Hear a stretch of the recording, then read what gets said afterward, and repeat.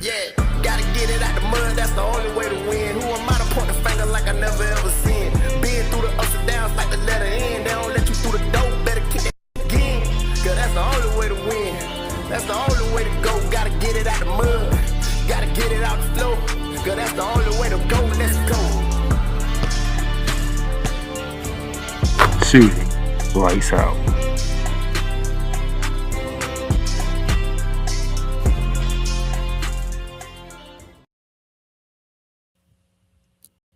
Ladies and gentlemen, I am so sorry to report that Playmaker is absolutely distraught. And the reason why he is distraught is for two reasons. The defending national champion Florida Gators, they have been eliminated from the men's NCAA tournament. And no matter how we proceed from here, his bracket is done.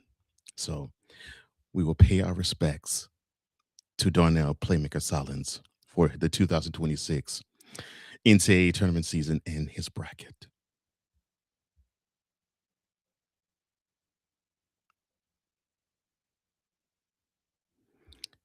Thank you. And with that being said, welcome to another installment of Shooting Lights Out. I am one half of the duo, Cole Johnson. As you can tell, it's just me. Thank you for watching on the Playmakers LinkedIn channel. Thank you for watching on the Playmakers Network YouTube channel. And thank you for catching us if you're hearing this audio-wise on Spotify, on iHeartRadio, and Apple Music, and Amazon Music, and wherever you can find podcasts. And we are also, I guess we could say we might not be live, but we normally would be on the Real Wise Radio Network. Shout out to you, Wise LFA. We love you, my brother, my ace. Big things are coming for you. You know I'm proud for you, bro. I'm happy that things are changing for the better for you. Once again, a moment of silence as we pay respects to Playmakers, Bracket, and Florida being bounced from the NCAA tournament. This is the worst Shooting Lights Out episode that I would ever have to do in my entire life. Why? Why is this the worst? No. I'm all ears. I'm a friend. So imagine me being a compassionate shoulder on which to lean and ears in which to hear. What is hurting you, Playmaker? We're going to get to all of that today.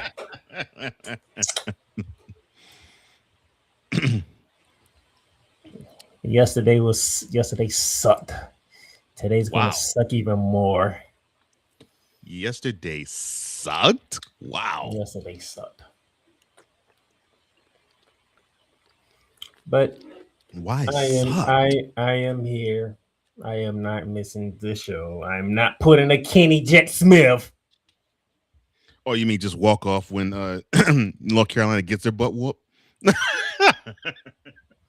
That dude literally disappeared. And that was one of the last few years to come on, too. He was talking mad cash when Carolina beat Duke and Chapel Hill last month. Then we couldn't see hide nor hair from him in the first round of the NCAA tournament. Oh my God! No, that man was there up until North Carolina got beaten, and all of a sudden he was gone for the rest of the weekend. That's what I'm saying. We saw hide nor hair from him once the L happened. Once Carolina took the L, he was gone. We ain't hear from him since. Jet, what's wrong, baby? Take that L with pride. Look at my man Playmaker. Talking about he's not feeling good.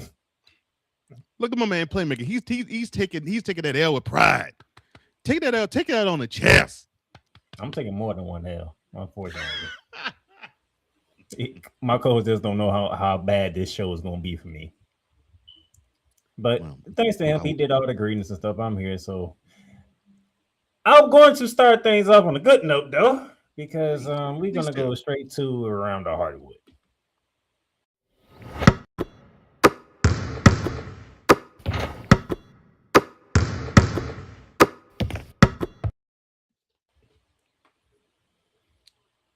As we And what? begin around Howard, Mhm. we got good news from the WNBA. Somebody catch the sense. We have a deal in place, which means we're going to have a 2026 season. Somebody in the room had the sense God give a gnat. It's about time. No more installment. No, Coach Johnson don't have to read this article because I already took care of it myself in a more suitable manner. But I Coach Johnson, figured. if you still want to read some stuff, here you go. Well, this wonderful deal that it took these mental midgets 17 months to complete, it has the new system which will deliver over $1 billion in player salaries and benefits. Now, the salary cap, which was for each team, if I'm not mistaken, little over what, a million and a half? Yeah. Now it is up to 7 per team, with change based on league and team revenue growth. And by the end of the deal, it'll be projected to be 10 million. Now, the salaries also have increased.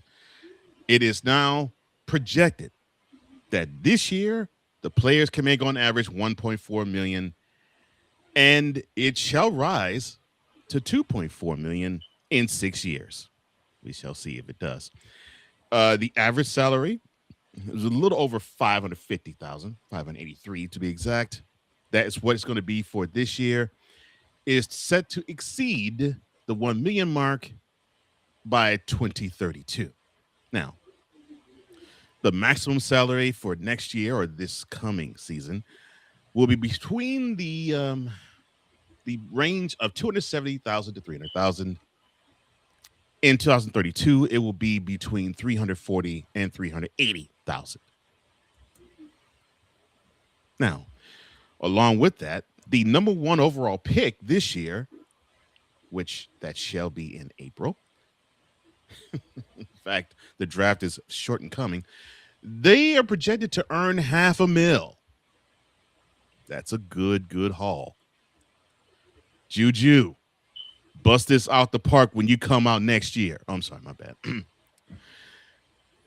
Now, it looks like we're going to be playing more games in the WNBA. Right now, it is locked at 44. It's been that way for a minute.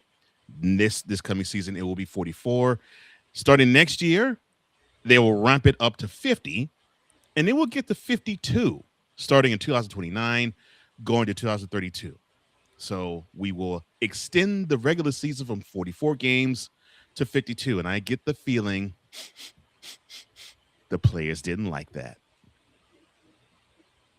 I get the feeling they didn't. Well, we got a deal done, so I get to see women's basketball on a professional level. Like I said, there must have been somebody in the room that had the sense God gave a gnat. It took them long enough to actually come to terms with something.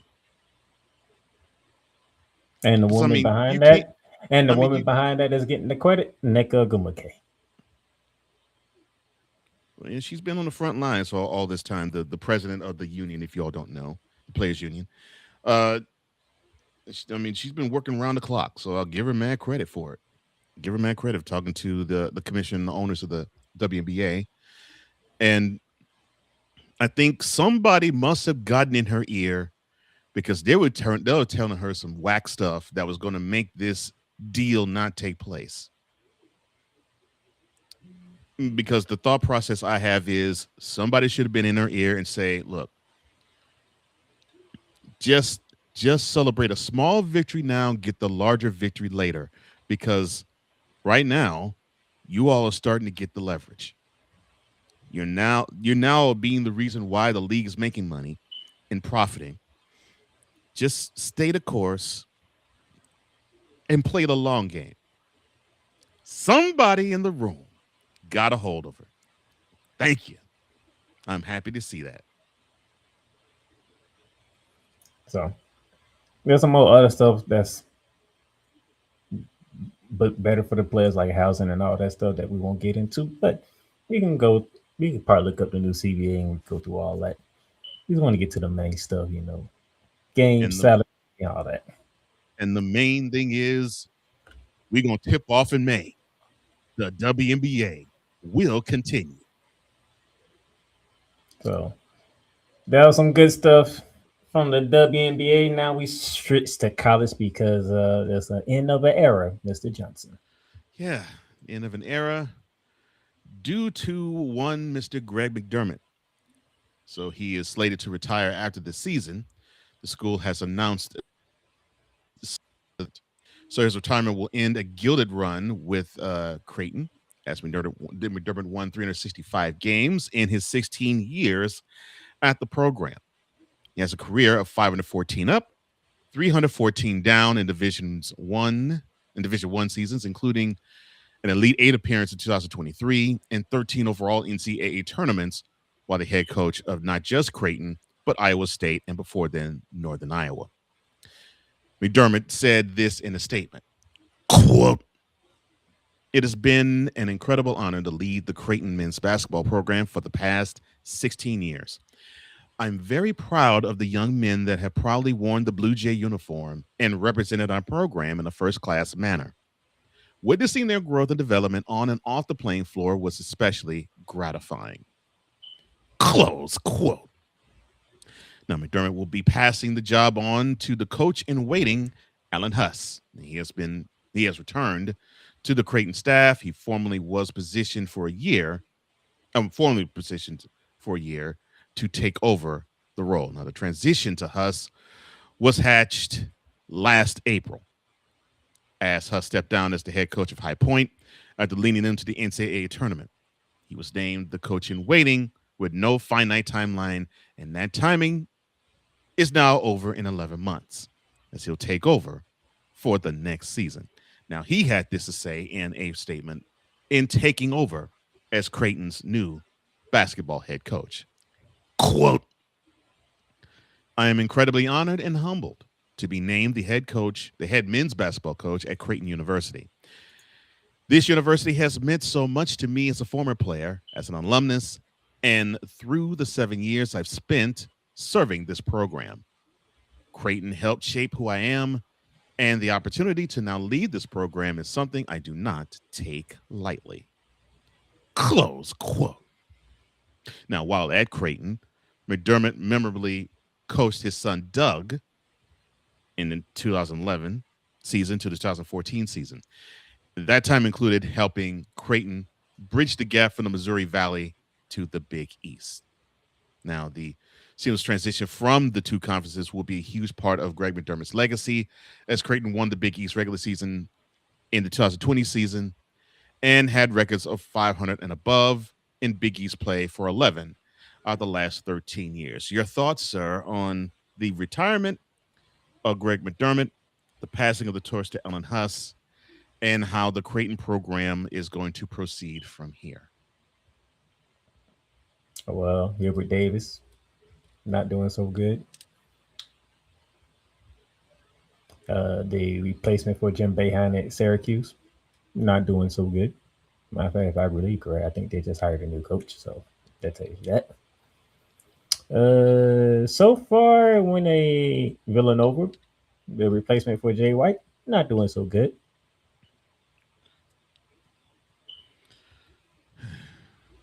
But John Shire replacing Coach K, he's doing pretty fine. Yeah, I mean, right now, he's running the #1 overall seed in the men's basketball tournament. We should see. The jury's out. We got to see and see how things go. But Coach McDermott did put Creighton on the map. That's one way of putting it. He put Creighton on the map. Yeah. That's why anytime you see Creighton, you know you in for a fight. Mm-hmm. You just ain't gonna whoop up on Creighton. You in for a fight. So yeah. Another legendary coach, calling it a career. Yeah. Well, until this season, Creighton had been on one of the best runs in school history. It reached 5 consecutive NCAA tournaments, a number that would have been 6, as it would have been comfortably as it would have comfortably made the 2020 tournament after winning the regular season Big East title that year. We all know what happened then. Well, from my heart to yours, Mr. McDermott, thank you for putting Creighton on the map. We shall see where the program goes from there. And to you, Alan, take it over, do well, and hopefully you will succeed in places where the successors of these other big-time programs having to deal with a big personality that ran it before. Hopefully you could do a better job being the successor for Greg McDermott at Creighton. And with that, it concludes this edition's Around the Hardwood.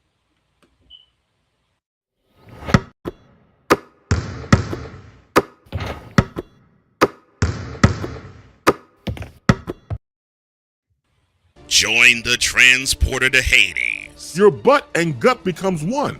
Join the reformer of hooker whores. This is my daughter, Placenta Booty Johnson. Join the bronze god. And ever you are in distress, take off your baseball cap and throw it in the air. Join your very own superhero of broadcasting, Chris Bass. So whatever color crayon they get, they palm it and do 2 circles, and that translates to, I can be the black people. As she takes you through the week's paces in Baseline.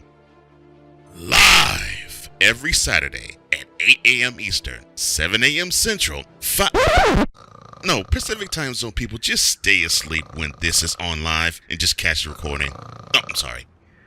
Exclusively on the Chris Bass YouTube channel.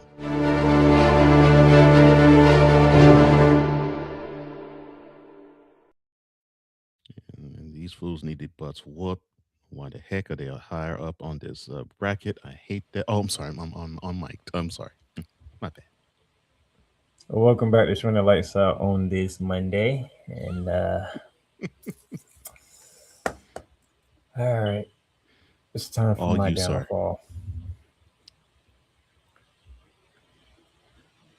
If you're watching on YouTube, go ahead and put your comments in the chat. I'm here. I ain't running. It is what it is. Come on, and you gotta do some more excitement. Would you hush? you didn't want me to say nothing to you last year after the tournament. But at least my team went to the next. I'm sorry, my bad. My bad. I'm sorry. Yeah, who did they lose to? Yeah, the team that you're mourning right now. I'm sorry. Go continue. Stop interrupting. I'm finna say as we continue on, we're gonna be giving you live updates on the women's side of it. I'm so sorry. I am so sorry. You know, it ain't the men's tournament just ain't going on. The women's tournament going on too. You know. I do know that.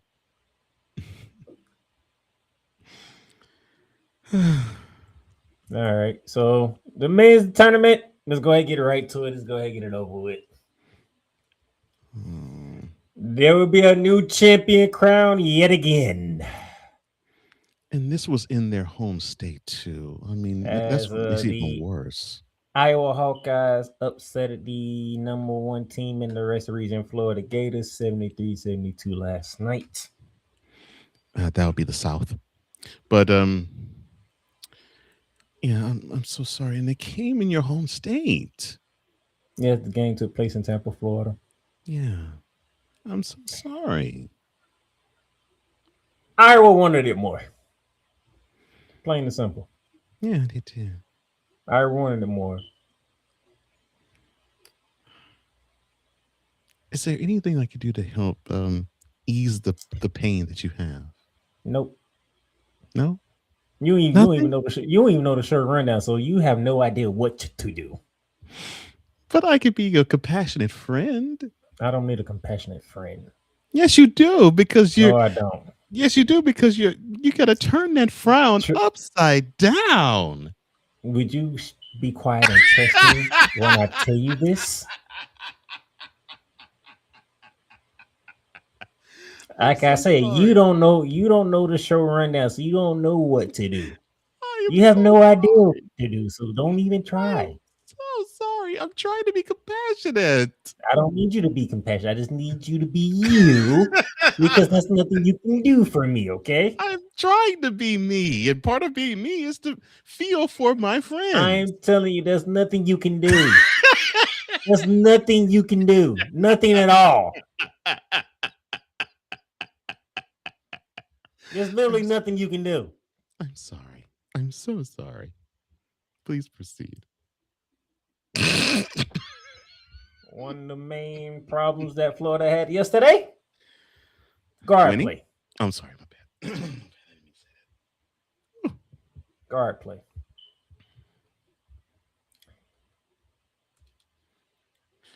Yeah, it actually did show, just being real. It actually did show in the final play of the game, because that was a you had penetration, you dished it out, but you passed it to 3 black jerseys. Yeah, better decision making would have. Just in that play alone, if the decision making was better made in that play, we're talking about a different final score. I got 7 points for Boogie Flynn, who, by the way, was the person who decided to cut under the screen and allow Iowa to go on a fast break, which led to a 3-pointer. Oh, that was some on Iowa's end. That was awesome. Seriously, that was awesome execution. The way they made that, broke it down, that 3. That was well executed. Well executed. I don't know why we was pressuring we was up to anyway. Yeah, and I think that's what made it worse. Florida was trying to pressure the ball, and when that happened, it left the defense that was after the inbounds wide open and vulnerable. So I have no idea what Talcon was doing on that one, but yeah, I ain't gonna question that man is a champion. But not this year. It's just Iowa wanted it more. They actually tied us in rebounding. That's the main stat that people gonna look at. 27 on the boards, 27 on the boards. I'm saying, see, you tied with Iowa with the ball on the boards. That's right. coming from a team who out rebounded their competition by 15. But you got to look at the positives. There's no positives. That's not a positive. We out rebounded everybody by 15. We got tied with Iowa on the rebounding category.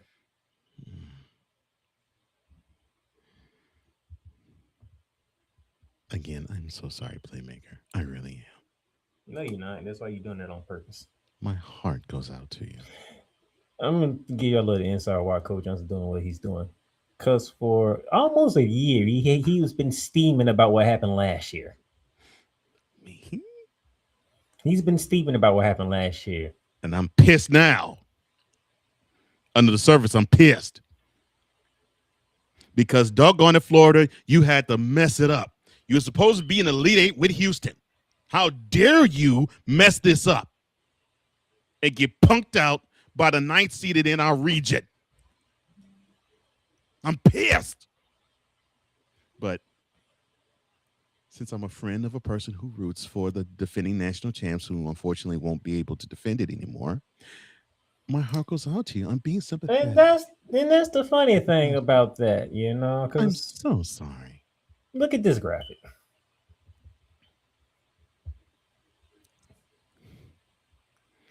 Yeah, it's rare that you see the defending champs repeat, because you only have one in the last 10 years. Yeah, it's rare to see the defending champs make it to the second weekend. Yeah.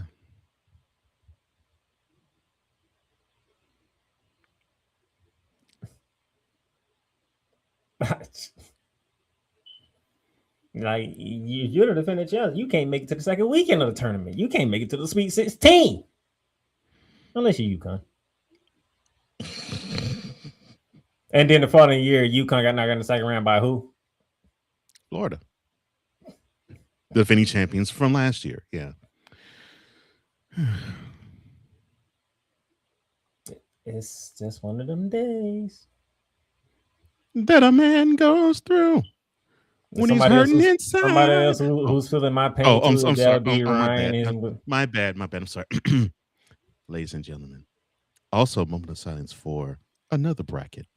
No credentials required zone, Ryan McCarthy, as he also like one Mr. Playmaker stupidly made Florida the national champion. He says, "What's happening, fellas?" R.I.P. my bracket. Ready? And pull. Man, that's all right, though, Brian. You have company. Stupid? No, I didn't call. I just said the selection was, not the people. The selection was stupid because you ain't even argue with it. Now knows what usually happens when you try to get on me. Something bad happens to your team. You know that, right? I'm not getting on you. That's what you're doing. You rubbing it in, and you know how this goes. I am not rubbing it in. If Houston lose to Iowa, you gonna be here next Monday trying to light fire under everything. You might as well. So you better stop while you're here. You know how this usually goes. I am not gloating or rubbing it in. I'm being compassionate. I told you. Being compassionate. Like I said, you've been waiting a year to get back at Florida. And I still can't get back at them because Florida decided to punk out 2 rounds before they could meet. It would have worked out perfectly. Florida and Houston would have been in Houston for the Elite Eight matchup. The winner goes on to be the South representative in the Final Four. But the punks decided to get punked out by Iowa 2 rounds earlier. Pisses me off. I can't say nothing because the Big Ten is actually showing out. Yeah. That something they haven't done since 2000, you know. Just throwing somebody's name. I ain't gonna throw nobody's name out there, but I just had a conversation with him on Facebook. But we ain't crowning the Big Ten yet until they cut down the nets, and they have to cut down the nets. And it's not him. Well, I know it was years before he actually made it to the program, but it was Michigan State though. Yeah, 2000. Ironically, who they beat for that championship? What's that? That's ironical. Who did they beat for that championship? Oh, was it? It was Florida. That's right. I forgot about that. Yeah. So yes, the biggest storyline coming out of week 1, out of the first weekend of the men's tournament. First weekend. Yeah. The defending champs are ousted early again. I'm so sorry. I really am. And if there's anything I can do to ease your pain, let me know. I'm trying to. You stop asking. I told you already. There's nothing you do. Why you keep asking? Because I'm trying to lighten your load. There's nothing. When I told you don't know a show rundown, that should let you know there's nothing you can do. I know that, but still, I want to be compassionate to you. Okay, fine. Okay, fine. I will stop asking. By the way, before he reads Ryan's comment, Virginia and Iowa are in double overtime right now. Go ahead, ladies. Do your thing. and McCarthy, Ryan 1-4 or 1/2 of no credentials required. Ryan McCarthy, he says, also talking about Creighton's former head coach, it was nice to have Jerry Mack at Siena for 2 seasons before trotting back to Syracuse. No, you're talking about Gary McNamara. He just coached Siena, and they got ousted by. I'm sorry. If I remember, Jerry McNamara. Okay. I'm sorry. I forgot. I forgot. That's who. I'm about to say Syracuse just hired a new coach. That's him. Well, yeah. I just called him the sidekick to Carmelo Anthony. All right. Now, from that, there was some other surprising results that took place in week 1 in the first weekend of the tournament. Mr. Johnson, I did say one game is going to be one of the highest scoring games, even though I was kind of wrong on that regard because some other teams, like the 1 seed, decided to put up over 100 points in their first round games, but that's neither here nor there. But you're correct. The defense was optional in the High Point, Wisconsin game. And High Point was the one to get that one extra basket over Wisconsin. It upsetting them in round one, 83-82. And also in the round 64, you have Virginia Commonwealth. They knocked over North Carolina in overtime, 82-78. Virginia Commonwealth was down by 19 before coming back and winning. And if you heard this loud sound that basically said truck, but it was not truck, it was F in front of the UCK, and you heard it from somewhere east, that was our boy Cool McCain cursing out the Tar Heels. So I'm sorry, my brother. It looks like you're right about Hubert Davis.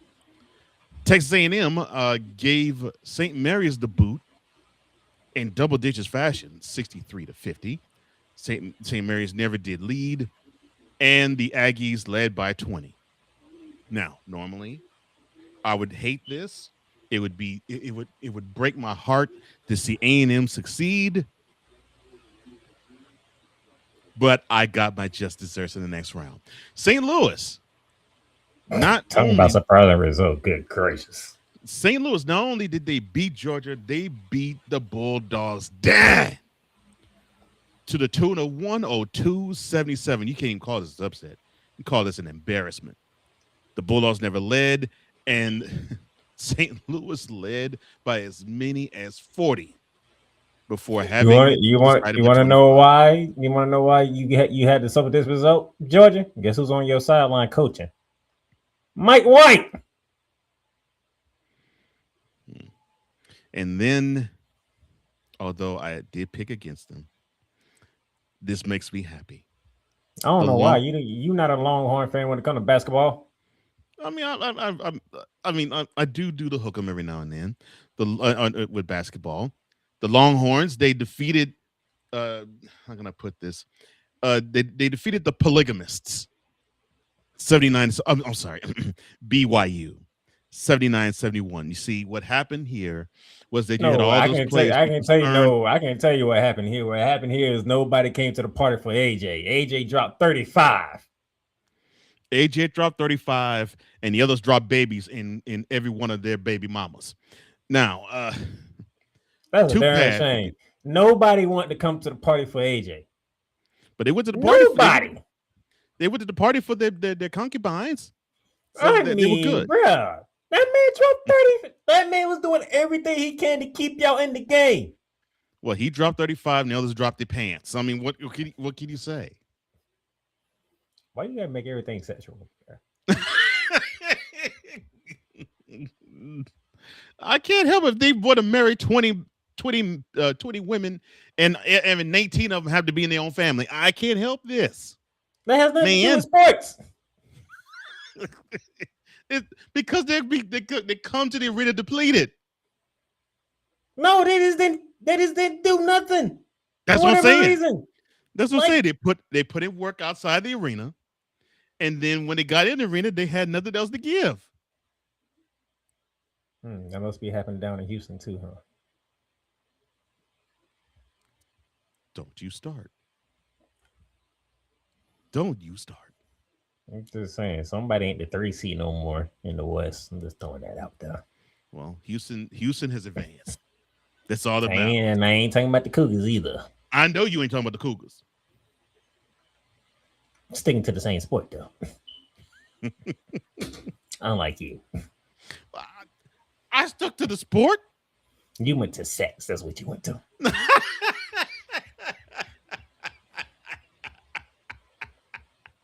I can't help it. I see BYU, I go red, and I think they're Mormons, and they want to have 15, 16 wives to every man. You do that. No, you do that to anybody in sports, regardless of what show we're doing.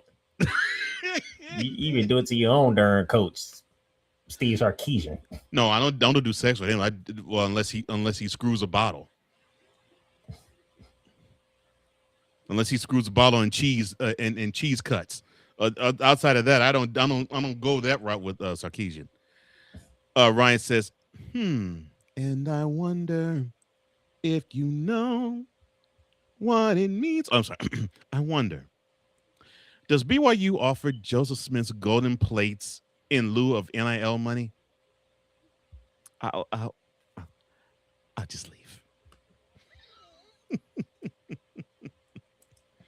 I think Ryan's trying to do what you're trying to do. Is not going to work because y'all don't know what this show is not going to be my favorite show whatsoever. It's going to be the worst show I ever been a part of. No, it's not, because we're still going to be laughing. You're still going to laugh, and I'm trying to tell you. Wait till you get through this show. You be like, oh yeah, this is You really is going through it. But wait, that was the round of 64. Let's go to the round of 32. Outside of Florida getting knocked off. So in the round of 32, other than why, unfortunately, Playmaker is still in a state of mourning, Alabama decided to actually show up and clobber Texas Tech 90-65. They just beat the brakes off them. Yeah, that was the victory wasn't surprising. The way Crimson Tide basically rolled over the Red Raiders was. Tennessee, they decided to actually, in a mild upset, go over on Virginia 79-72. Mr. Barnes, I still am not going to give you an apology because you're going to have this team underachieve as you always do. Congratulations and actually getting your boys to Sweet 16, but you're going to find a way to get bounced horribly. That's just how you roll. And University of Texas keeps rolling as they messed up my bracket a little bit and beat and upset number 3 Gonzaga 74-68. Probably that is one of the most surprising round of 32 games. Of course, doesn't top the Iowa over Florida game, but this one came very close. This one ain't even come close at all. You knocked off the defending champs. That's a lot to be said about that. And then we are down to 16. And that's why we took a block. And we did mourning for that. I'm sorry. No, so, you took a block and did mourning. I did not. I did not section off the game. You did, sir. But yes, the men's Sweet 16 breaking down by conferences as follows. The ACC should be ashamed of themselves because Duke is the only one remaining in the Sweet 16. Didn't that same thing happen last year? Pretty much. The Big 12, they have 3. The number 2 seed Iowa State, number 2 seed Houston, and one of the national championship contenders, Arizona. In the SEC, you have 4. You have Alabama in the fourth seed, another 4th seed in a different region, Arkansas. You have the 6th seed Tennessee, and the surprising 11th seed Texas. In the Big East, you have 2.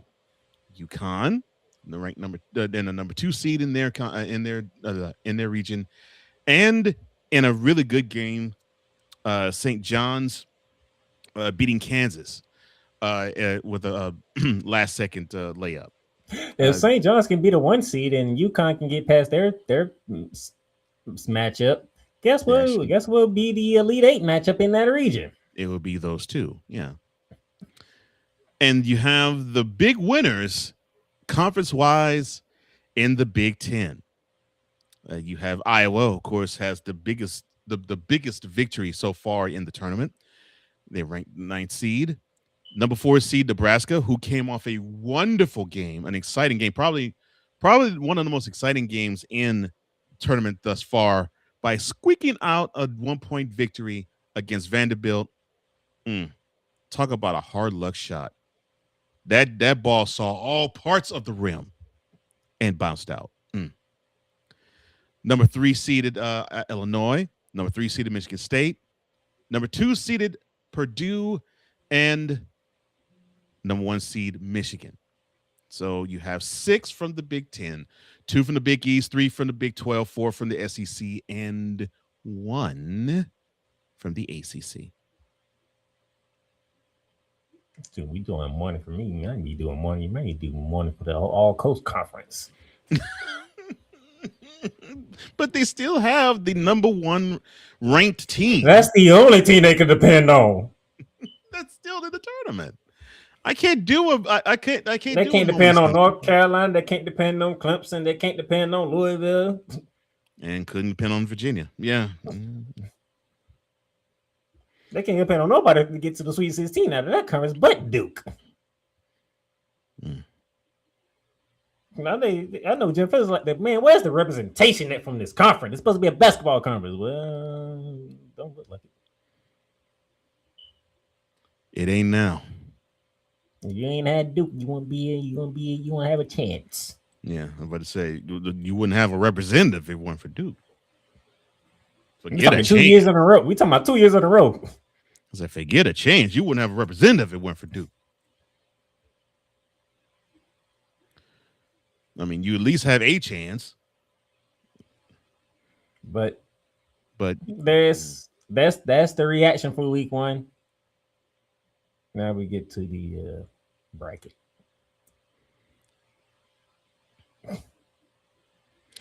So a playmaker had in the East region.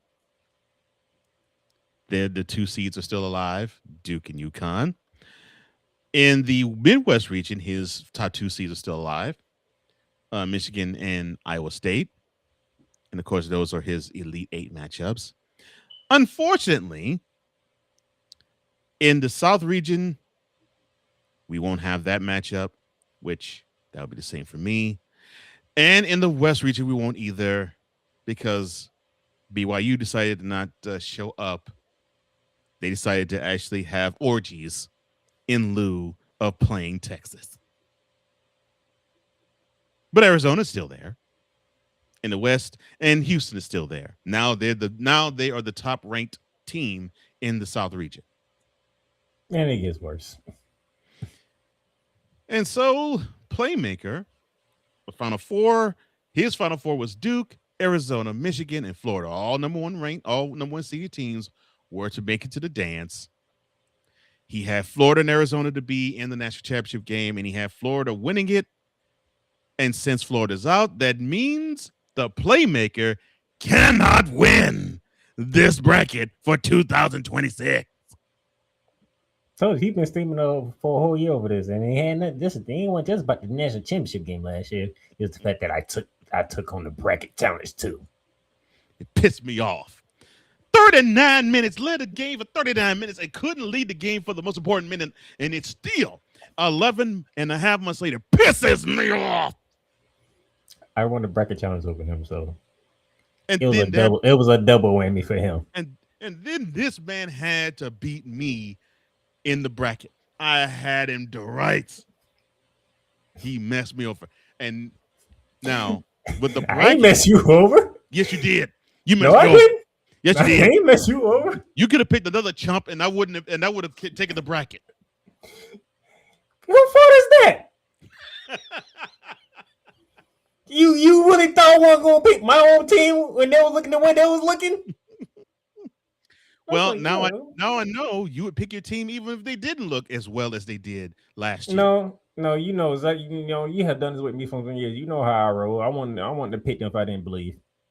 I didn't say you didn't believe. I said the way they looked.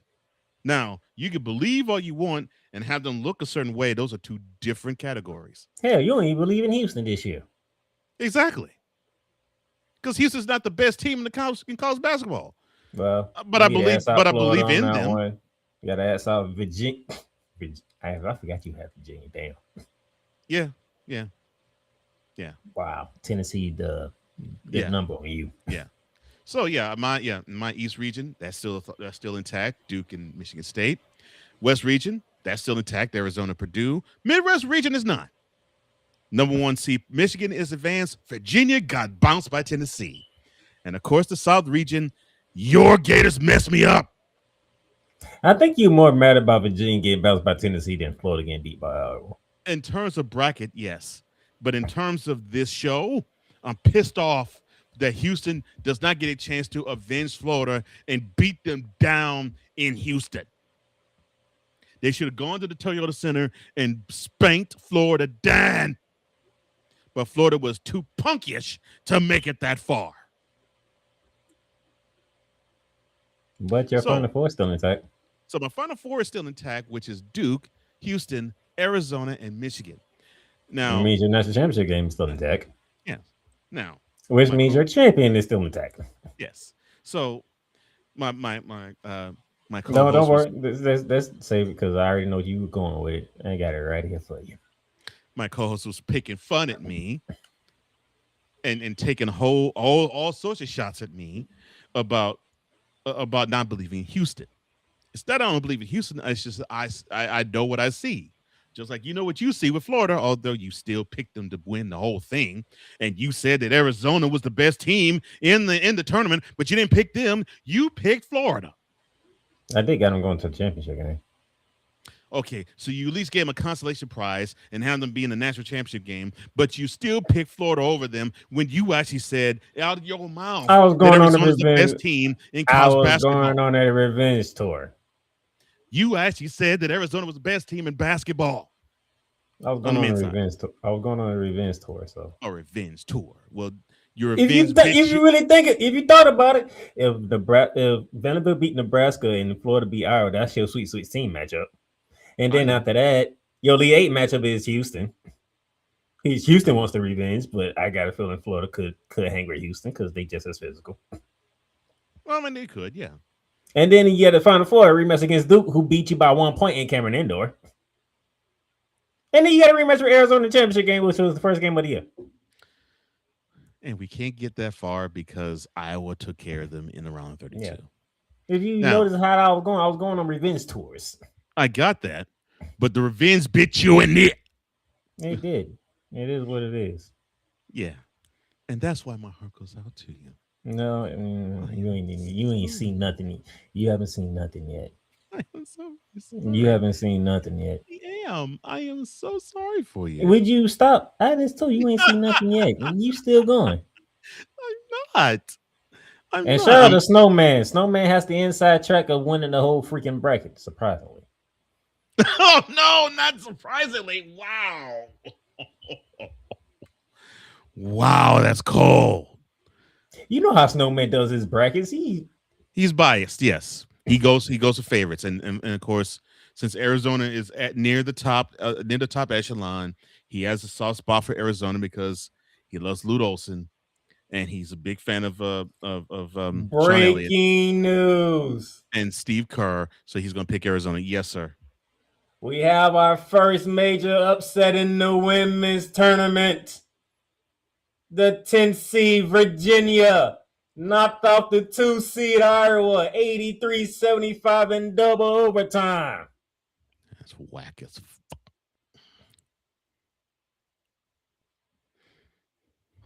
Breaking news. Oh, breaking news. I got to put this in here. But go ahead. Continue. Finish it. Go ahead and finish your thought. Yes.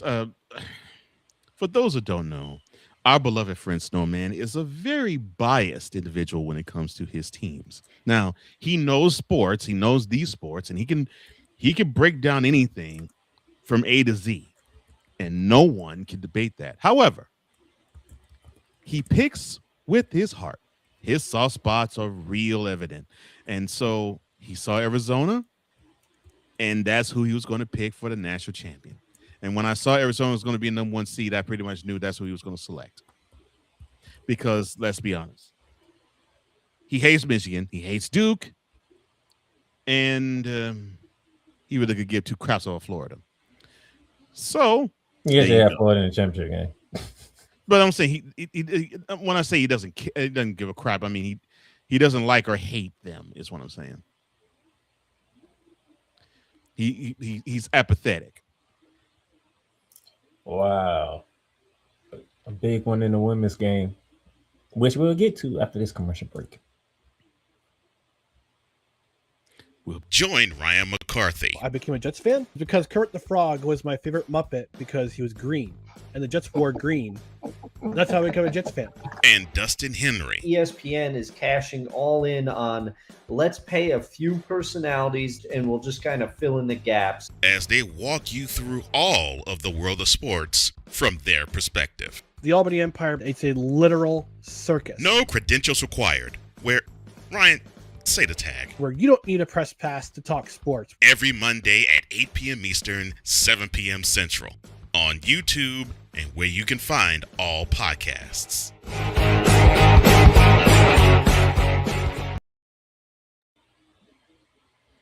And welcome back. We gonna jump right into it, right to the women's side, because all of a sudden things don't got interesting now. At first, it was just dominance. It was just straight on dominance from the women's. I mean, go Hook them. Good gracious. Hook them. The Longhorns. And I told you, and I told all you chumps, watch out for the Lady Longhorns. You ain't telling me nothing. That's a lie. You said I picked all #1 season this one too. I ain't talking about now. I'm talking about February. You have to tell me nothing. I told you who was the top teams. Shut up. Why are you sitting there trying to lie? You said last month. I'm not sure about Texas. There's something about them. I'm not sure. They don't look dominant. Look at them now.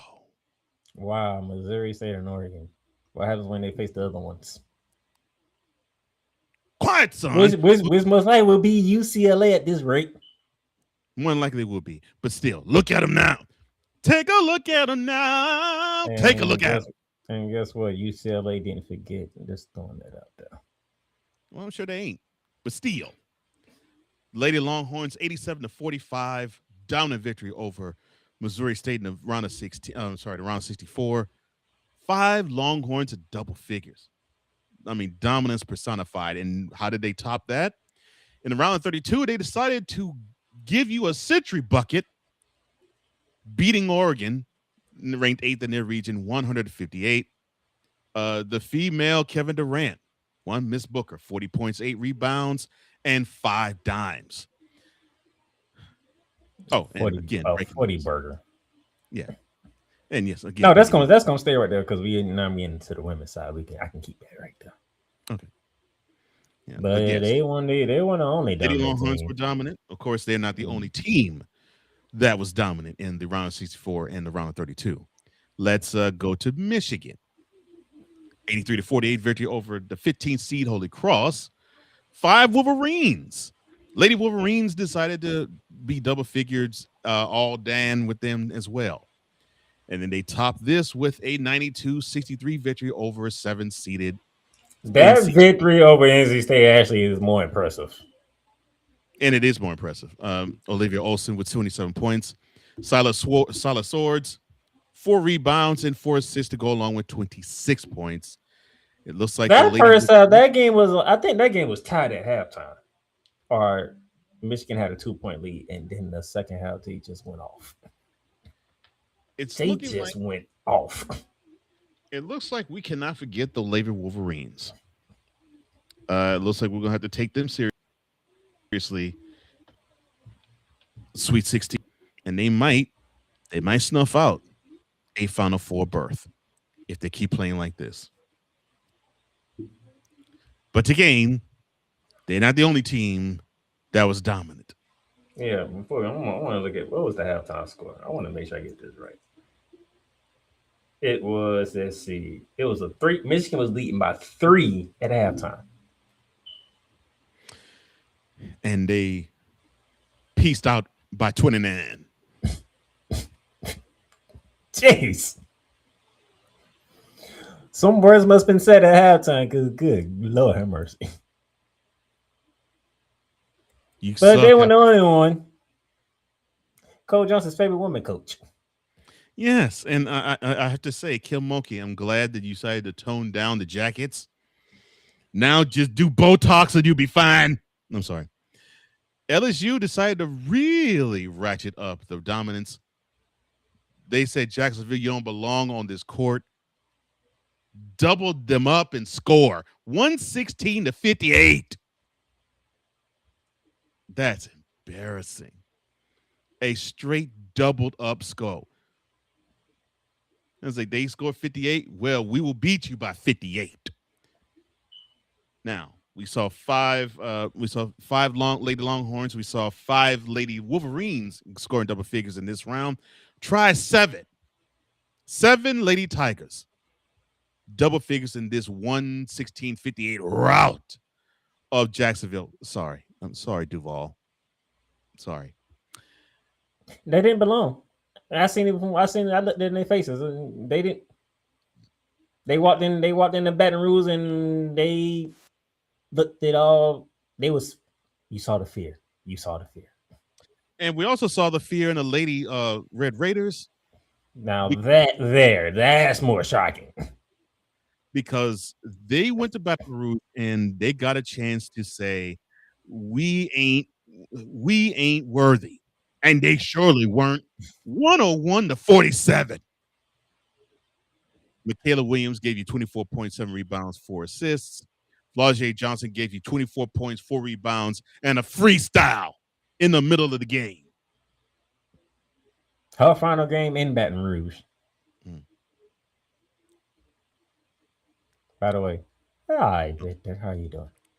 Victor Lock V like A3 or Vicala. He says, sorry, I've been away for a while, but a big what's up to the playmaker and the EP of EPs, Cole Johnson. Thank you to the Ed McMahon of the Snowman in the Morning program, one Victor Lock. It's good to see you return, sir. But yes, the biggest shock of them all, Kim Mulkey actually learning how to dress.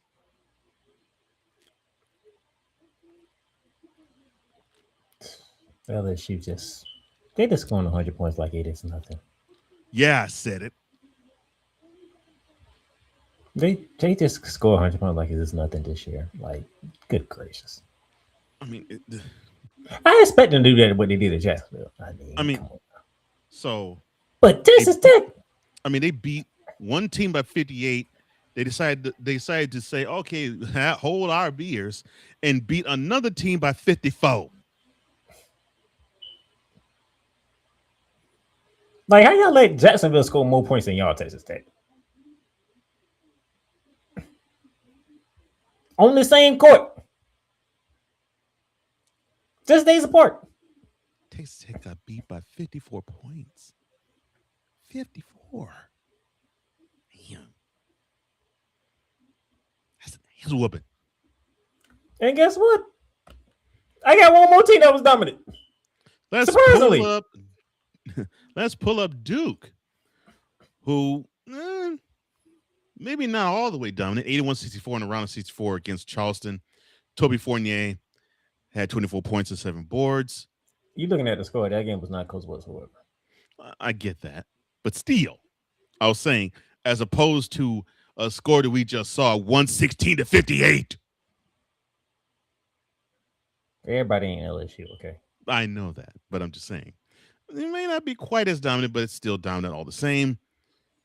Wish we could say the same of Baylor, who got trounced 69-46 with Fournier following up that 24.7 rebound performance with 15 points, chipping in with Delaney Thomas scoring 17, give you 7 boards, and giving 3 thieves, 3 stills. 3 thieves. that ain't work out the way that you thought it would, did it? 3 thieves. I'm just going to say 3 thefts is what I was trying to say. Yeah, 17.7 rebounds and 3 thefts. And the bad part is South Carolina is played tonight. UCLA plays tonight. UConn plays in about, I think, an hour and some change. So we're gonna see more. So we're gonna see more routes. So the other 31 seed hasn't played yet. You know what I'm saying? We're gonna see more routes come tonight. But let's behold, Don Staley, she gifted the Southern Jaguars some simple perfume because she knew they were finna get their ass when they played. What they did to the Jaguars, that was just wrong. They have a great band. I mean, the band is awesome. Basketball team, that's a different story, but the band is awesome. It ain't the basketball team. You just walked into Columbia, South Carolina. That's the problem. Yeah. If you ain't walking to Columbia, South Carolina, maybe you wouldn't got to beat so goddamn badly. But that's the women's side. And in the bracket so far, none of us is getting touched. Yeah, it looks like everything's intact so far. But right now, Ohio State is losing currently to Notre Dame right now, which is not good for me. So in Region 1, he has UConn and Ohio State being in the Elite Eight. Region 4, he has South Carolina and TCU. In Region 2, he has LSU and UCLA and Texas and Michigan. In Region 3, survived Washington last night. That game went in overtime. I was like, ooh, boy. I know you got the women's rank that's been dominant. There's been some good games in the women's side too, though. You know, it's the 4 teams that I picked. Mm-hmm. Yeah, all number ones: UConn, South Carolina, UCLA, and Texas. Yes, I noticed that. LSU just beat people by dropping 100 points on everybody. Yeah, they have averaged beating teams by 56 points so far in the tournament. Michigan, they just want to go in the halftime, get cussed down, and come out and say, "Oh yeah, we got to lock y'all down in the first half, so we gonna lock y'all down this half." Yeah, you had your fun. Now it's our turn. Yeah, now it's my turn. Yeah, that's how they are. As currently, for those who want to get the official update, Notre Dame is leading Ohio State 43-35 at halftime. All right, if that holds, I'll be happy. But yeah. And hopefully it does. My Final Four is still intact because I had all one seeds. Yeah, and then here's Cole Johnson. Yeah, so my Elite Eight, so far it is intact, except for Region 4. Or let me see. Nope, Iowa got upset. That's it. I was saying all is intact except for Region 4. You almost didn't have Louisville. They scraped by Alabama by 1 point. Yeah, I saw that. I was like, So Region 1, that's intact, UConn and Vanderbilt. Region 2, UCLA and LSU. Region 3, Texas and Louisville. Unfortunately, Iowa messed up my Region 4. But South Carolina is going to advance. And just like Playmaker, I also chose all the number one seeded teams to go to the Final Four. So that still is intact. So women's side, not so bad. Men's, though, I've been destroyed. Ryan has been destroyed. And I am so sorry for the both of you. It was wonderful. You ain't. It was what? I am. No, you're not. You're happy. I truly am. You're happy. Any victory that you can get over me, you're going to take. That's like you did in football. I am not happy at all. I am not happy. Now you just upset that Houston can't be the one to take out Florida, but you'll take anything. That's why I'm not all the way happy. Yes. Now, but you'll take anything that you can get over me. Now, divorce the fact that Houston can't get vengeance over Florida on the court. I am very happy. Yes, I know you are. I don't think y'all understand. He did not like me for a long time after last year. It pissed me off. And it wasn't even my fault. Houston had Florida down 39 minutes. And then they got whacked the last minute of the game. I mean, how can you play that whack up? How can you play that well in 39 minutes and play that whack the last? That is what I don't get. And I'm still almost a full year later pissed about that. Well, I'm about to make you even more pissed because as of right now, Dre has the inside track on the women's bracket. Well, I'm not surprised because Dre knows the sport better than any of us, really. I mean, we know the sport very well, but Dre, that's a sweet spot. Dre has the inside track. Yeah, on the women's side. And then Victor chimed in with this. And Victor, V-like-A3, he says, this is why I can't do brackets. 1 or 2 games and it turns to dust. Well, in Playmaker's case, it was just one. Just one. And in Ryan's. One game messed their whole bracket up.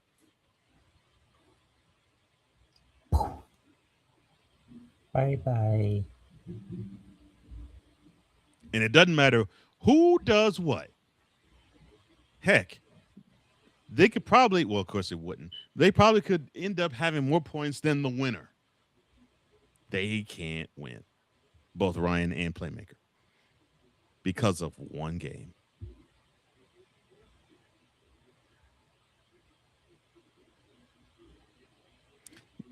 That's why my condolences are genuine and sincere. No, they're not. Yes, they are. No, they're not. Yes, they are. They are so sincere. No, they're not. Because trust me, when we come back, I'm gonna ask Coach Johnson a question because because when we come back, he's gonna understand why there's nothing he can do. Okay. But this whole compassion thing he trying to do. Everything Boston. I love you morons. New Kids on the Block, New Edition. Dear whatever the law firm is. Sincerely, the U.S. Supreme Court. Ben Affleck, Matt Damon. Go yourself again, Jason Whitlock.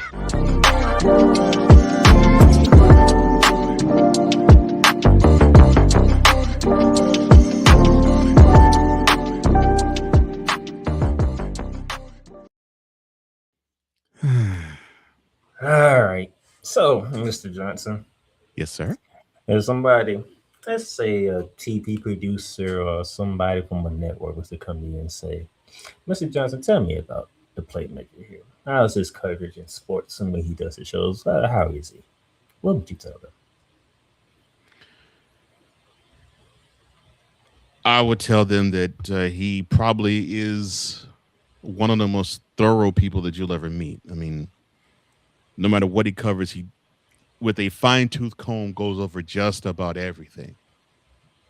I mean, he literally leaves no stone unturned in terms of his coverage. Does he have his favorites? Yes, but we all do. But it doesn't bleed through, unless it's for entertainment purposes only. It doesn't bleed through to his coverage. He's fair. He's objective. And if a team deserves to get raked over the coals, they'll catch wreck, even if it's teams he roots for. Funny that you said that, because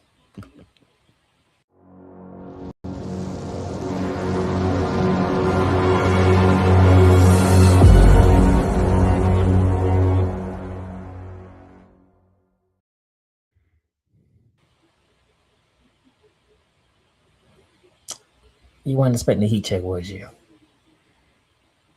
No. But you must be checking a team. Oh, you're heat checking the Lakers. Now I see why you're so far. The Lakers. I'm gonna do it any year. I'm doing any season service on LeBron anyway. Come May, it don't matter. The Lakers. Now I'm almost hot. The Lakers. Like I said, there's nothing you can do. This is like the worst Super Nights Out episode I've ever been a part of. The Lakers. That team has won 9 straight games. The Lakers. They are currently 3rd in the West all of a sudden. The Spurs need to beat them down if they go to the conference semifinals. So they have been just running through. Wise got it. Cole got it twice. Cole got it twice. My brother got it, and just last night, 2 days ago, Cool got it too. Brian, wait. Wise got it.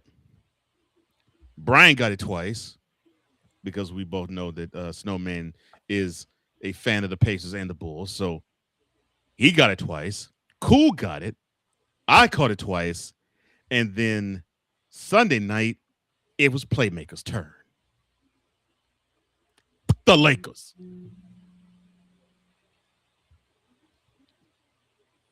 Nine-game winning streak for the Los Angeles Lakers.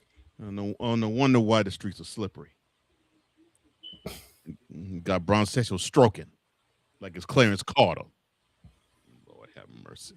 And LeBron James ain't even the focal point of this. He's the third option. He said, I just do whatever you need me to do to win.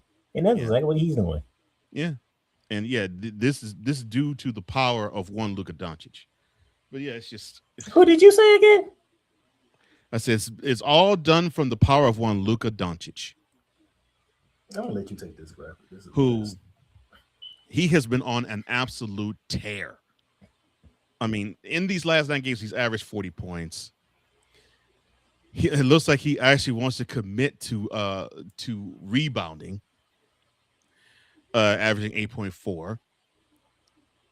He's actually, for him, he's actually down in assists. Normally, he gives you about eight, maybe even 9 if he really feels froggy. But 7 is not bad for a person who's looking for his shot, and he's making almost half his shots. Speaking of that, 38% from 3, and the biggest stat of all to me, he's actually committing energy on the defensive side of the floor, with averaging 4.4 thefts a game. That you need to circle, highlight, italicize, and put in red, because I don't think we'll see that ever again. The fact this man is committing to play on the defensive end of the floor, when he, and you know this to be true, when he is considered a defensive liability, and people would probably put their best player on Luka because they know Luka basically just goes to sleep on the defensive side of the floor. That is a sign of something afoot, something afoul, and something wrong. Oh, I'm sorry. If you're Lakers fans, that's something you should cheer about. We both can't stand the Lakers. I don't like the Lakers at all.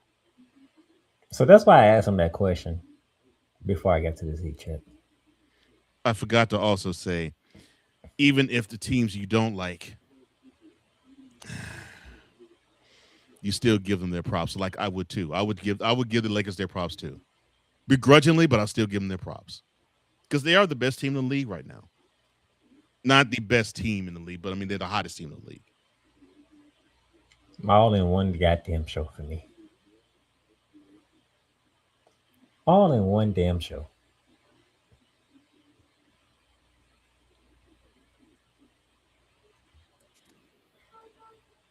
If I had enough time, there's a team on that list I would go after, but I don't have time for it. You lucky. But y'all time coming. I'm coming for y'all. I haven't forgotten. I'm coming for y'all. But I hate the Lakers. And then tonight they'll be seeing the Detroit Pistons, who will be out with Cade Cunningham, which is like how wonderful. And then they go to Indiana, who they beat earlier in the streak. Then they get a visit from Brooklyn. Then they get a visit from Washington before Donovan Mitchell and James Harden comes to the crypto.com arena to end the month. Yeah, that'll be next Tuesday. Oh, okay. But this is what the Lakers said on this 9-game winning streak. Pisses me off. And know what the bad part about it is? What could be bad? Minnesota, Denver, nor Cole Johnson, Houston Rockets can do nothing about it because they got the tiebreakers on all 3 of them. All of them. You got the tiebreakers on all of them. So that pretty much that means each of the 3 teams underneath would have to actually have a better record than the Lakers. Sucks.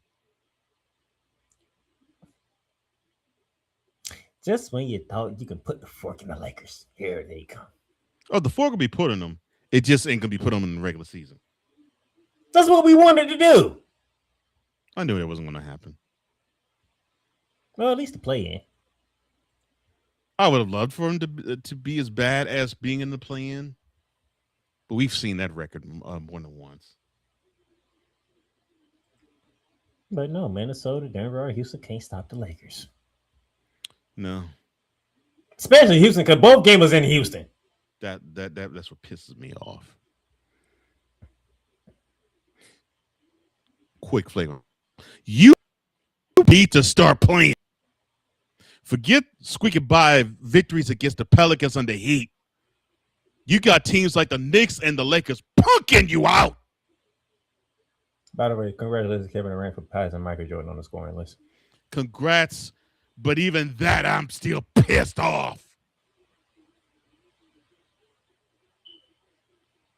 You let the Lakers come to your house and house you twice. No excuse. Back-to-back games at that. No excuse. But Lakers fan, you get to rejoice because the goddamn Lakers Yes, rejoice. are on a one. That's right. Rejoice. Rejoice now. Rejoice in April. Because in May, your team's going out. And I'm going to celebrate when they do bow out from the playoffs. So With glee. So yes, you getting a heat check during March Madness. And it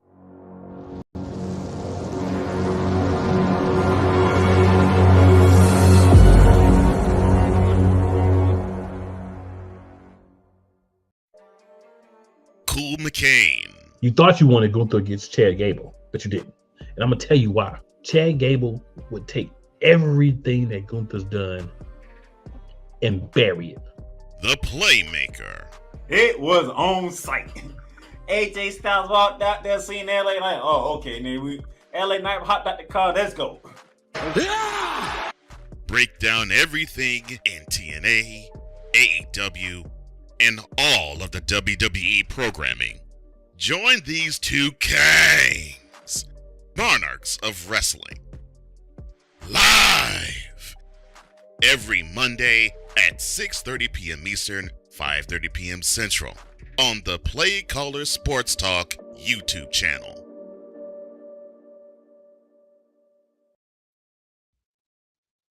Lakers fan, rejoice now. Because May, you're going to catch wreck. And I'm going to be real happy when you all bounce like you all supposed to. I thought I was the one who hit the Lakers more. I will dislike them less when that LeBron retires.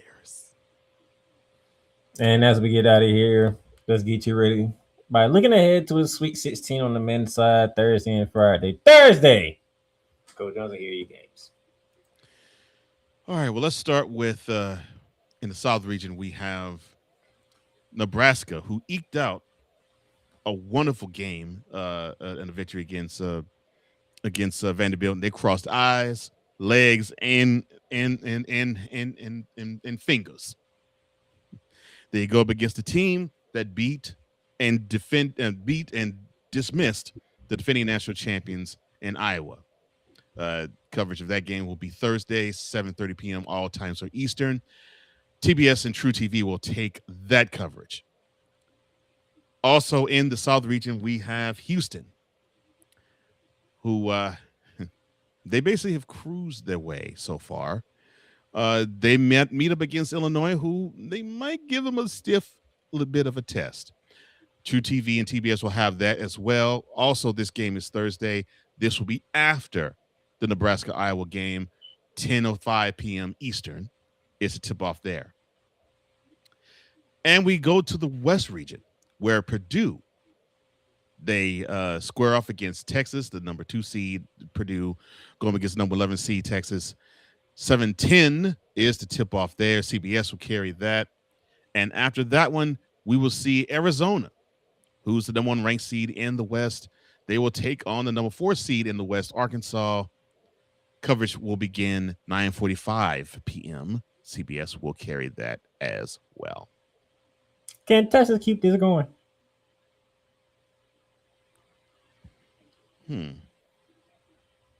Maybe. Can Texas keep this going and beat Purdue? Maybe. I mean, I look at it this way.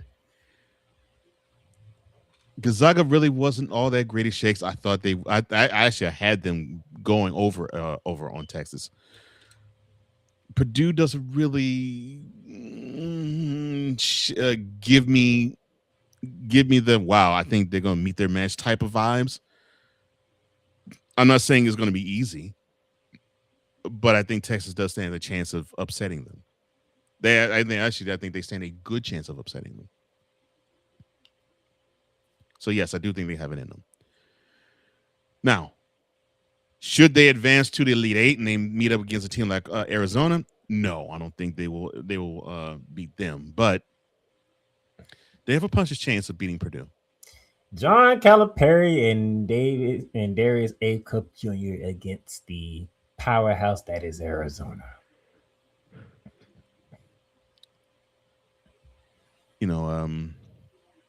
Arizona's the hot pick, the sexy pick to win it all. A team like Arkansas could really challenge that. And we shall see if Arizona's up to the challenge. I think they need to be pushed a little. So they're gonna get that opportunity. They're gonna get that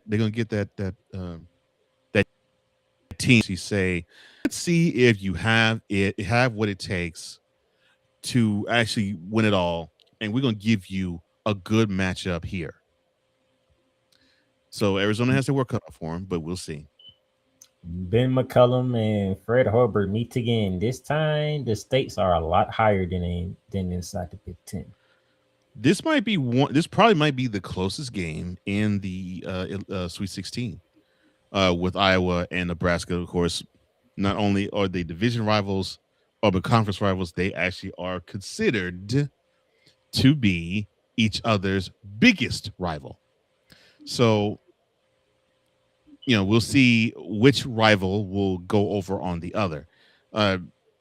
Obviously, Nebraska is considered the better team of the two, but familiarity can make things quite interesting. And we have seen that in this tournament play itself over and over and over again.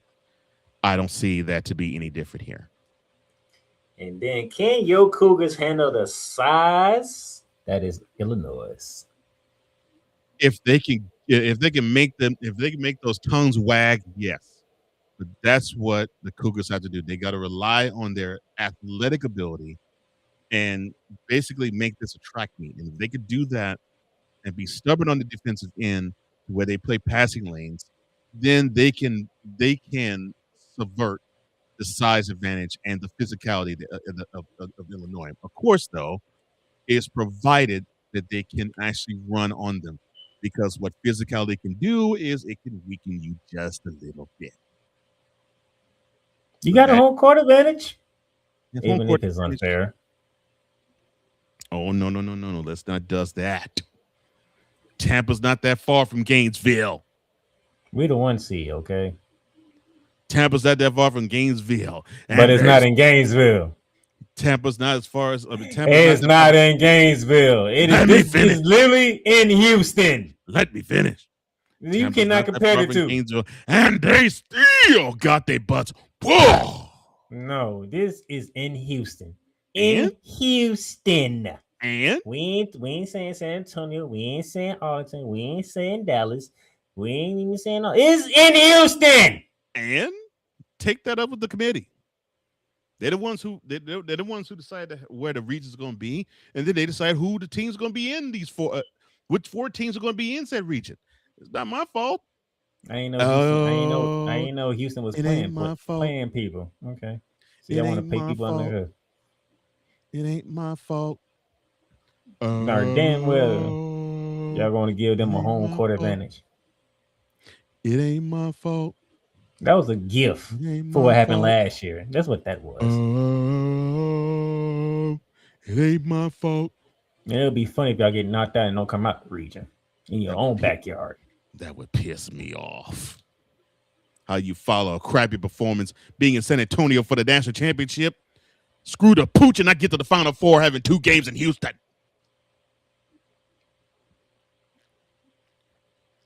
That's Thursday. Let's go to Friday. Made me so hot I had to get a drink of water.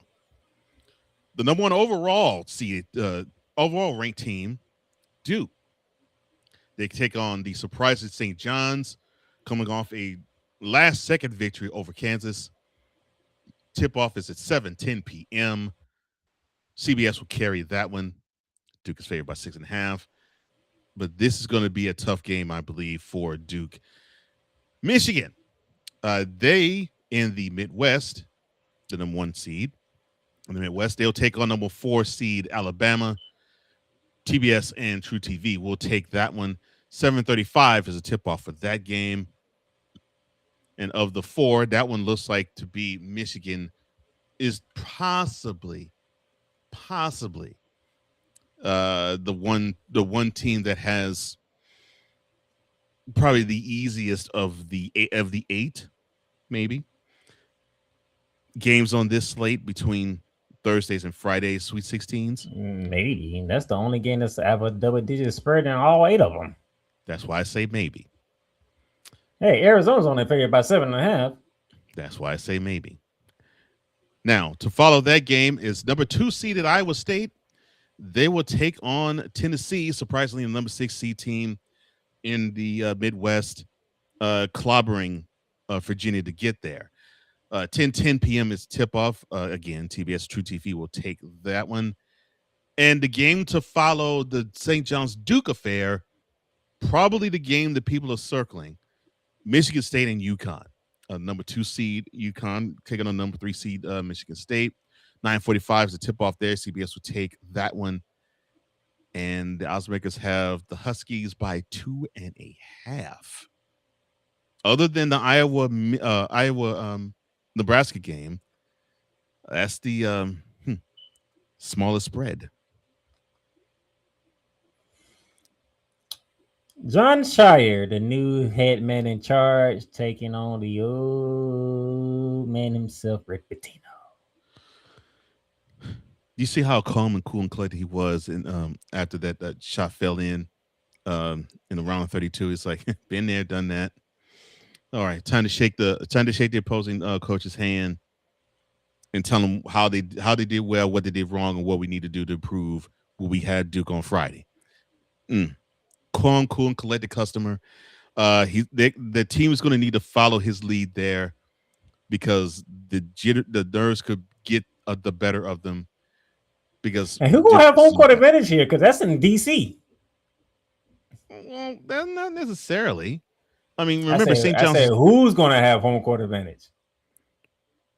Well, I mean, I didn't say Duke. I say who's gonna have home court advantage. I get that. I get that. I mean, you don't have a large St. John's contingency in DC. You do for Duke. So I think St. John's people will be traveling to DC. Oh, I mean, of course they'll travel.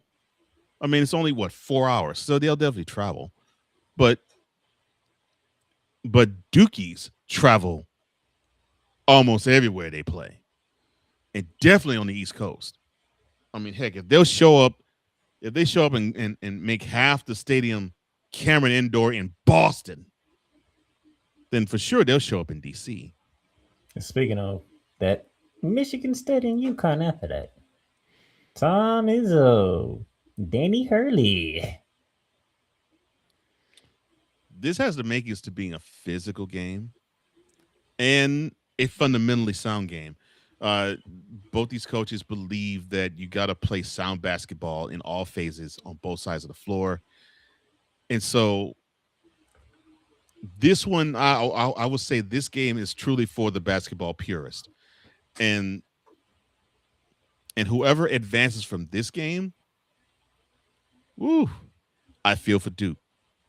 Because I think Duke is going to beat St. John's. I feel for Duke because whoever comes from that game is going to give Duke one tough battle in the Elite Eight.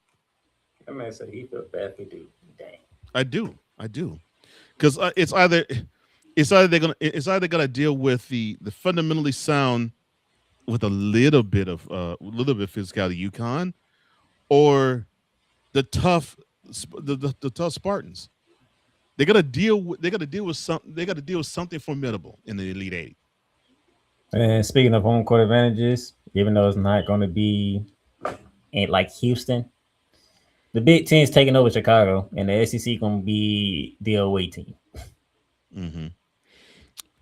And again, take it up with your mama and take it up with the NCAA committee. They're the ones who actually put Houston as the South Regional. And they put Houston in the South Regional. Don't do the air quotes crap. That's on them. That's why I'm doing it. Yeah, but so why are you speaking on it? Because you're being salty for no reason. Now, I was salty when the burger came out. Was I not? Yes, and you were still salty for no reason then too. No, I have the right to be salty because how the 1 seed can't get home court advantage, but the second seed. You might as well just put the number 1 seed if you were gonna do that. The number And- 1 and seed then- in the then- South then played again- in Tampa. Wow, that is like 3 hours away. They can't play in you- Gainesville. It's a doggone. How can I put this? But I mean, Houston can they can't play in Houston. They can't play in Gainesville because it's a doggone auditorium. Houston can play in Houston. Houston can play in the city, but they're not going to be playing in Fertitta Center.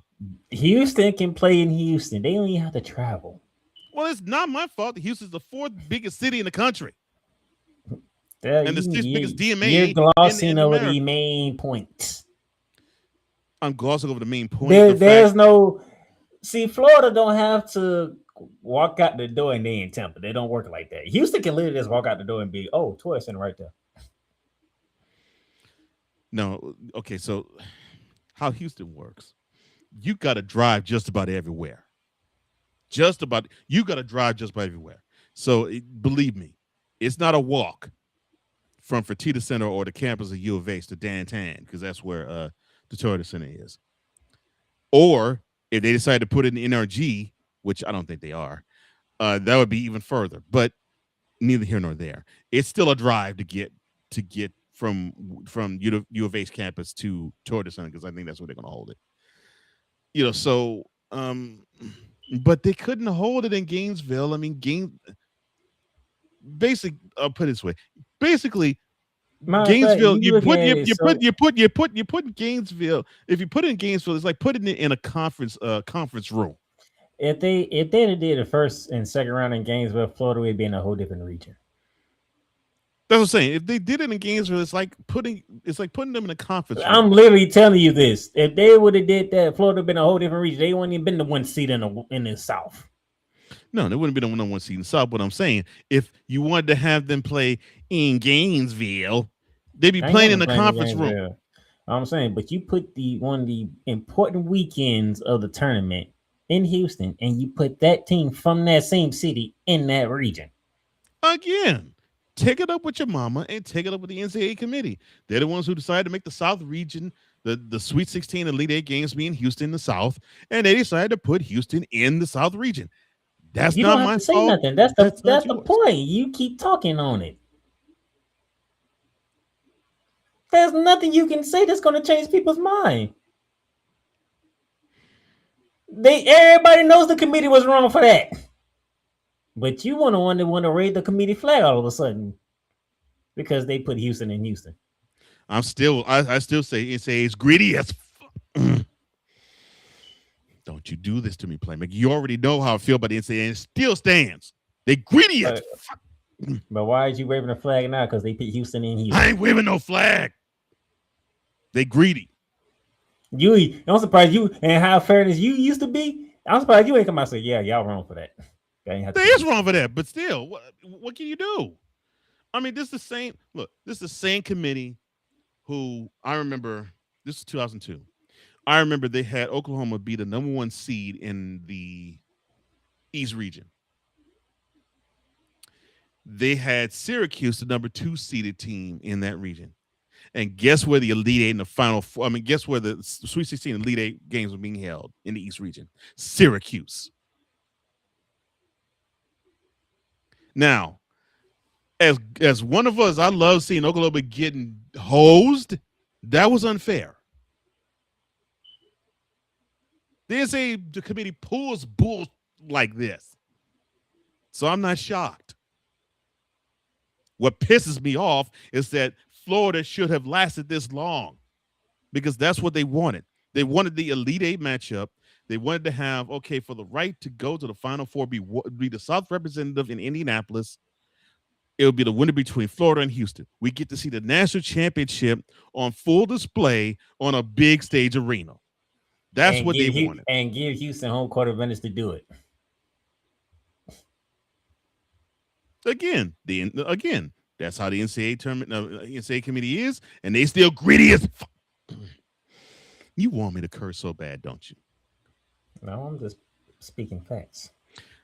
But yes, Michigan and Iowa State, they will have home court advantages over both SEC schools, as Michigan and Iowa State. Yeah, I think I think the Ain't nobody from the South trying to go to Chicago. Ain't Well, nobody that's from the true. South trying to go to Chicago. Well, that's true. That's true. But still, yeah, Michigan definitely have a home court advantage, and Iowa State will probably have one too in United Center. See that don't mind. Neutral site. There's nothing they can do. It's a neutral site game, and we already know they ain't gonna travel to no goddamn Chicago. Okay, well, fine. If it was in Dallas, would it matter? If it was in Dallas, I have no qualm. I have no qualms in Dallas. It was in San Antonio, and I ain't had no qualm. Okay, fine. But I understood, like, okay, we going in the house of territory. They're not that far away from San Antonio. Fine. Okay. Fine. But in the same damn city, though, really? You don't understand. You should understand. I mean, Jacksonville's huge too. Houston is not a small city. And the thing is, the times they had it in Jacksonville, Florida, I don't even think Florida ever played in Jacksonville in a tournament. They played in Orlando, though. That's the one I went to. Mm-hmm. And that's closer to Gainesville. Yeah. Yeah, I know, but it's not in the same city. That's my point. I know that's your point. Same state, don't have no problems. Number 2 seed, same state. Okay, I have no problems with that. Yeah, but your 1 seed shouldn't be the one, if they would have got that far, should it be the one that's in a disadvantage? Well, thank you. You just said it right there. They're in a disadvantage no longer because they are not in the tournament any longer. Which reminds me, moment of silence for Florida getting bounced again in the NCAA tournament. You've done good. You've done great. But you can't stop here. You can't stop now. You gotta keep going. Through all your trials and your tribulations, you gotta keep pushing. Now, finish your canvas. Yeah, gotta get it out the mud, that's the only way to win. Who am I to